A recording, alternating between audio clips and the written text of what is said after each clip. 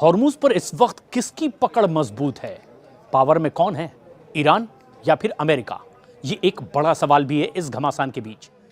Straight of Hormuz को लेकर के, क्योंकि अमेरिका और ईरान के बीच तनाव अब अपने चरम पर पहुंच चुका है। पाकिस्तान में शांति वार्ता नाकाम हो गई और अमेरिका ने अब इसको लेकर के ब्लॉकेड लागू कर दिया। वहीं ईरान ने इसे अपनी संप्रभुता पर हमला सीधे बताया। समुद्र में ईरानी जहाज़ों तक को भी अब रोका जा रहा है और तेल बाजार में अस्थिरता अब एक के बाद एक बढ़ती चली जा रही है। दुनिया की नज़र अब इसी बात पर है कि इस टकराव का में अब अगला कदम क्या देखने को मिलेगा। और सबसे बड़ा सवाल ये कि इस वक्त जो ताज़ा स्थिति बनी हुई है उसमें हॉर्मुज पर आखिर किसका राज है, कौन ज़्यादा पावर में है, किसका कब्जा ज़्यादा मजबूत दिखाई दे रहा है। ईरान और अमेरिका के बीच लगभग 40 दिनों तक भीषण युद्ध चला और इसके बाद सीज फायर का ऐलान किया गया। बातचीत का भी दौर चला। पाकिस्तान में शांति वार्ता बुलाई गई।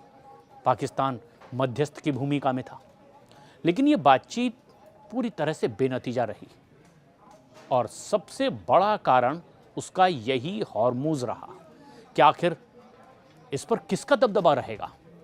फिलहाल शांति वार्ता के बारे में अभी भी कोई बात पुख्ता तौर पर नहीं कही गई है और पाकिस्तान में जो एक दौर की बातचीत हुई आमने सामने की अमेरिका और ईरान के डेलीगेशन की, अब ईरान अमेरिका के बीच में हॉर्मुज को लेकर के इस पर सस्पेंस सबसे ज़्यादा बना हुआ है और यही सबसे बड़ी आग भी धधक रही है। अमेरिका और ईरान आमने सामने खड़े हैं इस मुद्दे पर, एक दूसरे पर हमले के लिए तैयार हैं फिर एक बार।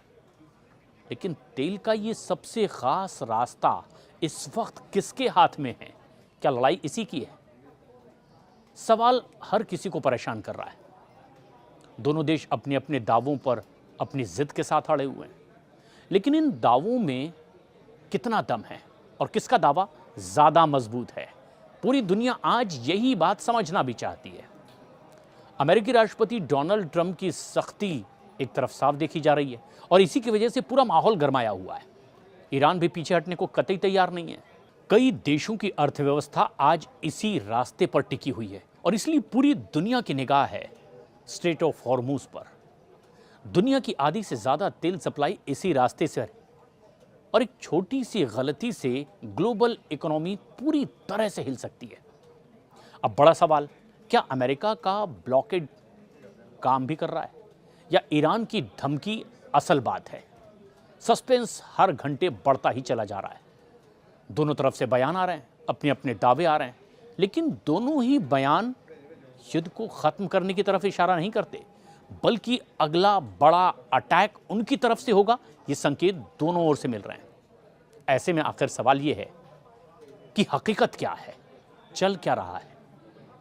दरअसल अभी एक दिन पहले ईरानी जहाज़ को अमेरिका ने हॉर्मुज से वापस लौटा दिया। जैसे ही जहाज़ वापस लौटाया गया, ये तनाव और ज़्यादा बढ़ गया। सीज फायर के बावजूद हालात अभी भी नॉर्मल नहीं है। पाकिस्तान में जो बातचीत हुई, किसी ठोस नतीजे पर ये बिल्कुल नहीं पहुंची। एक तरीके से ये नाकाम बातचीत ही रही। हालात और ज़्यादा तनावपूर्ण हैं क्योंकि दावे बहुत ख़तरनाक दोनों ओर से, और ये टकराव सिर्फ दो देशों का अब नहीं रह गया है, इसका असर अब पूरी दुनिया की अर्थव्यवस्था पर दिखाई देने लगा है। तेल बाजार में हलचल अब और ज़्यादा तेज़ है, आशंकाएं बहुत ज़्यादा है, मार्केट इस पर अब फ्लक्चुएट कर रहा है। शिपिंग कंपनियां भी अब बहुत सतर्क हो गई है क्योंकि हर देश चाहता है कि ये अहम रास्ता स्ट्रेट ऑफ हॉर्मुज का किसी सूरत में बस खुला रहे। लेकिन ज़मीन और समंदर पर चल रही रणनीतिक चालें इस रास्ते को सबसे बड़ा फ्लैश पॉइंट इस वक्त बनाए हुए हैं। ऐसे में ट्रंप और ईरान के ताज़ा बयानों ने इस पूरे माहौल को फिर एक बार गरमा दिया है। पाकिस्तान में लंबी शांति बातचीत हुई है, दावे दोनों तरफ से किए गए, लेकिन ये बातचीत बेनतीजा रही और ट्रंप ने तुरंत इसके बाद ही ब्लॉकेड का ऐलान कर दिया था। लेकिन उन्होंने साथ ही ये भी साफ कर दिया कि अमेरिका ने ईरानी बंदरगाहों को अब पूरी तरह से घिर लिया है और हॉर्मुज के आसपास किसी भी संदिग्ध गतिविधि को अब अमेरिका बर्दाश्त नहीं करेगा। दूसरी ओर ईरान ने बड़ा दावा किया। ईरान ने इस कदम को अपनी संप्रभुता पर सीधे हमला करार दिया और इसका कड़ा जवाब देने की अब चेतावनी ईरान ने दे दी है। सेंटकॉम के मुताबिक ये ब्लॉकेड दरअसल मंडे से लागू है और पूरी तरह से प्रभावी तरीके से ये काम भी कर रहा है। यहाँ तक कि सोमवार को लागू हुए इस ब्लॉकेड के बाद एक दिन पहले गुरुवार को ही ईरानी जहाज तक को भी वापस कर दिया गया था। उधर रॉयटर्स की रिपोर्ट के मुताबिक ईरान ने ओमान की ओर से जहाज़ों को निकालने का प्रस्ताव भी दिया है, लेकिन अमेरिका ने तो इसे सिरे से खारिज कर दिया। अब ट्रंप ने फॉक्स बिजनेस से बातचीत की और ये कहा कि अमेरिकी नौसेना हर चुनौती का सामना करने के लिए पूरी तरह से तैयार है, किसी भी खतरे को तुरंत खत्म भी करने के लिए वो पूरी तरह तैयार है।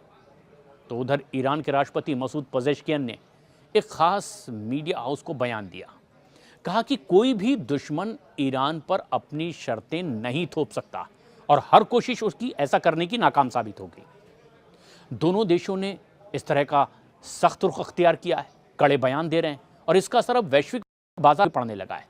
तेल की कीमतों में धीरे धीरे उछाल अब तेज होने लगा, बाजार में अस्थिरता बढ़ती जा रही है।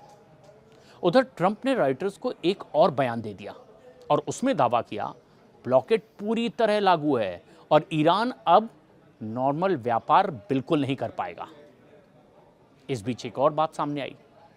सेंटकॉम ने 16 अप्रैल को एक अहम अपडेट भी दिया और ये बताया कि एक ईरानी झंडे वाला कार्गो जहाज जो बंदर अब्बास से निकला था, उसने अमेरिकी ब्लॉकेड को तोड़ने की कोशिश की थी। यूएसएस स्प्रॉन्स डिस्ट्रॉयर ने उसे कामयाबी के साथ में रोक करके वापस मोड़ दिया है। ये एक बड़ा दावा था सेंटकॉम की ओर से, क्योंकि सेंटकॉम के मुताबिक अब तक के 10 जहाज़ों को वापस भेजा जा चुका है और एक भी जहाज़ ब्लॉकेड को पार नहीं कर पाया है। ईरान ने इसे खुली दुश्मनी करार दिया। हालांकि उसने अभी तक के कोई सीधा सैन्य कदम नहीं उठाया है, लेकिन धमकी ईरान की ओर से ज़रूर दी जा रही है और यही वजह है कि इस स्ट्रेट ऑफ हॉर्मुज को लेकर के तनाव अब बहुत गंभीर स्तर पर पहुंच गया है और महज 21 किलोमीटर चौड़ा ये रास्ता है, लेकिन दुनिया के करीब 20% तेल की सप्लाई इसी रास्ते से होकर गुजरती है और इसलिए सिर्फ दो देशों की नहीं, पूरी दुनिया के लिए चिंता का विषय है। ईरान इसकी भौगोलिक पकड़ पर अपना दावा करता है। दूसरी तरफ अमेरिका अपनी नौसेना के जरिए फ्रीडम ऑफ नेविगेशन लागू करने की भी बात कर रहा है। फिलहाल ब्लॉकेड के चलते संतुलन अमेरिका के पक्ष में झुकता दिखाई दे रहा है, जो अब तक की तस्वीर सामने आई है। लेकिन हालात अब भी बहुत ज़्यादा नाजुक हैं और किसी भी वक्त ये हालात करवट बदल सकते हैं। किसका कंट्रोल हॉर्मुज पर अब ज़्यादा मजबूत है, ये दुनिया आज की स्थिति में देखना चाहती है और उन दावों के बाद कि अब उस पर वो अपना कंट्रोल रखना चाहते हैं और एक करना चाहता है। किसके दावे ज़्यादा मजबूत होंगे, इस ताज़ा परिस्थिति पर भी दुनिया की नज़र है। फिलहाल स्थिति पूरी तरह से एक देश के ही पक्ष में है, लेकिन ऑपरेशनल स्तर पर देखें तो अमेरिका का कंट्रोल ज़्यादा मजबूत नज़र आ रहा है और इसका कारण उसकी भारी नौसैनिक ताकत है, लगातार निगरानी और हाल ही में लागू किया गया ये ब्लॉकेड। अमेरिकी नौसेना समुद्र में जहाज़ों की मूवमेंट पर अपनी पैनी नज़र रखे हुए है, संदिग्ध जहाज़ों को रोक भी रही है। उधर दूसरी तरफ ईरान भी अपनी ताकत को और बढ़ाने की बात कर रहा है, लेकिन उसकी सबसे बड़ी ताकत है उसकी भौगोलिक स्थिति और इसी वजह से अमेरिका वो कदम अब तक नहीं उठा पा रहा है जो उसकी मंशा है, क्योंकि एक बड़ा फायदा ईरान को मिलता है उसकी भौगोलिक स्थिति का, जो एक तरीके का ट्रैप है उन लोगों के लिए जो अब तक उसमें दाखिल नहीं हुए।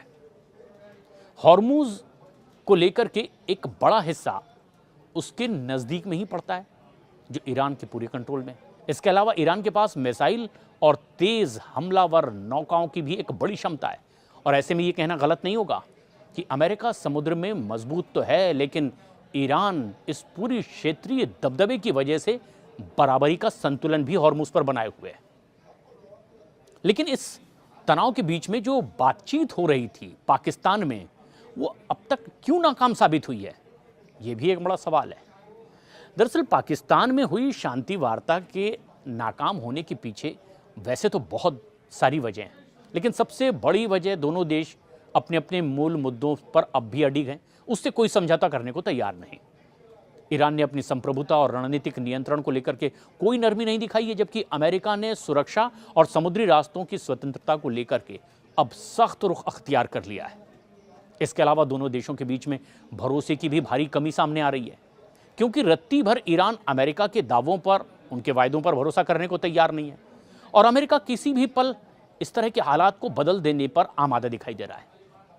वैसे लंबे वक्त तक की चली बातचीत के बावजूद पाकिस्तान में कहीं कोई साझा रास्ता निकलती हुई बात दिखाई भी नहीं दी और यही वजह रही कि पाकिस्तान में ये वार्ता, जिसे इस्लामाबाद टॉक नाम दिया गया, बेनतीजा खत्म हो गई। तनाव इसके बाद और ज़्यादा बढ़ गया, हालात टकराव की ओर बढ़ते नजर आने लगे। हालांकि गनीमत ये रही कि इस बीच सीज फायर की बात थी, लेकिन कुछ सवाल अभी भी खड़े हुए हैं क्योंकि अमेरिका का ब्लॉकेड का दावा है। क्या अमेरिका का ये ब्लॉकेड पूरी तरीके से कामयाब भी है? दुनिया इसे भी देखना चाहती है, लेकिन अब तक के हालात पर अगर नजर डालें तो अमेरिका का ये ब्लॉकेड शुरुआती दौर में कम से कम असरदार तो दिखाई दे रहा है। कई जहाज़ों को रोका गया है, कुछ को वापस भी मोड़ दिया गया है, उन जहाज़ों को वापस जाना भी पड़ा है और इससे ये साफ संकेत मिलते हैं कि समंदर में अमेरिका की पकड़ तो ईरान से ज़्यादा मजबूत इस वक्त दिखाई दे रही है हॉर्मुज़ के इर्द-गिर्द। हालांकि इसे पूरी तरह से कामयाब कहना भी बहुत जल्दबाजी होगी क्योंकि ईरान के पूरे पत्ते अभी दुनिया के सामने नहीं हैं। ईरान ने अभी तक के कोई बड़ा जवाबी कदम भी नहीं उठाया है क्योंकि उसके दावे तो बहुत हैं, लेकिन वो ऐसा करता अब तक नहीं दिखाई दिया। अगर ईरान आक्रामक रणनीति अपना लेगा तो फिर क्या होगा और वो कितना आक्रामक हो सकता है, या फिर किसी तरह से ब्लॉकेड को वो चुनौती देने की स्थिति में आ जाए तो ये स्थिति हॉर्मुज़ के आसपास तेजी से बदल जाएगी। इसीलिए फिलहाल ब्लॉकेड को बहुत ही आंशिक रूप से प्रभावी माना जा सकता है अगर हम अंतर्राष्ट्रीय स्तर पर इसकी तुलना करें, लेकिन इसकी असली परीक्षा तो बस आने वाले दिनों में ही होने वाली है कि आखिर इसकी वाकई स्थिति क्या है। लेकिन कुछ और सवाल इसके इर्द गिर्द घूम रहे हैं। क्या ईरान की रणनीति कुछ ऐसी है कि ईरान इस वक्त अमेरिका से मजबूत स्थिति में दिखाई दे स्ट्रेट ऑफ हॉर्मुज़ को लेकर? ईरान इस पूरे मामले में सीधे टकराव से इस वक्त बचता हुआ नजर आ रहा है और उसकी है दबाव की रणनीति और इसी पर लगातार काम भी कर रहा है क्योंकि वो जानता है कि अमेरिका से सीधी सीधी सैन्य टक्कर उसे बहुत भारी पड़ सकती है और अमेरिका इसी की बाट जोड़ रहा है। इसीलिए ईरान अपनी भौगोलिक स्थिति को अपनी बड़ी ताकत अभी भी बनाए हुए है। अपना क्षेत्रीय नेटवर्क और सैन्य क्षमता का इस्तेमाल करने के लिए वो संतुलन बनाए रखना चाहता है। ईरान के पास वैसे तेज़ रफ्तार नौकाएं भी है, एंटीशिप मिसाइलें भी हैं। खाड़ी क्षेत्र में वो इसे एक मजबूत पकड़ भी देती है जो इसे एक बहुत बड़ा खिलाड़ी भी इस जंग में बनाए हुए है। इसके अलावा वो इंटरनेशनल लेवल पर भी इस मुद्दे को संप्रभुता और अधिकार के रूप में लगातार पेश कर रहा है और इसके पक्ष में समर्थन जुटाने की कोशिश भी कर रहा है। यानी कि उसकी रणनीति सीधे तौर पर युद्ध की बजाय अंतर्राष्ट्रीय स्तर पर अमेरिका पर, इजराइल पर दबाव बनाने की और इसके जरिए संतुलन बनाने की है। अब ऐसे में जो दोनों ओर से रणनीति है, आगे क्या हो सकता है? क्या तनाव और बढ़ेगा या खत्म होने का कोई रास्ता दिखाई भी दे रहा है? पूरी दुनिया के लिए ये सबसे बड़ा सवाल है।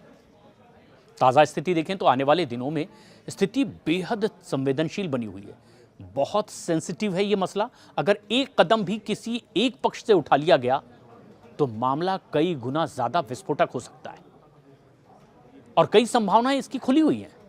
अगर अमेरिका और ईरान के बीच में दोबारा बातचीत शुरू होती है तो तनाव कुछ हद तक के कम हो सकता है, लेकिन अगर दोनों देशों के बीच आमने सामने का रुख, टकराव का रुख एक बार तेजी से सामने आया तो समंदर में ये टकराव बहुत तेज होगा और हालात पूरी दुनिया के लिए बहुत गंभीर हो जाएंगे और इसका असर सीधे तेल की कीमतों पर पड़ेगा, शिपिंग पर, वैश्विक अर्थव्यवस्था पर पड़ेगा। पूरी दुनिया इससे हिल जाएगी। यानी अभी दोनों के दावे मजबूत हैं। समंदर में जहां अभी अमेरिका ज़्यादा मजबूत है, वहीं स्ट्रेटजिकली अपनी भौगोलिक स्थिति को लेकर के ईरान ने क्योंकि अपने पत्ते नहीं खोले हैं, उसका ट्रैप भी एक अंधा जाल दिखाई दे रहा है। बस दुनिया भर में अब इस बात की कामना की जा रही है कि किसी सूरत में इसका कोई एक स्थायी समाधान निकल जाए और दुनिया पर आया एक बहुत बड़ा खतरा आगे के लिए टल जाए।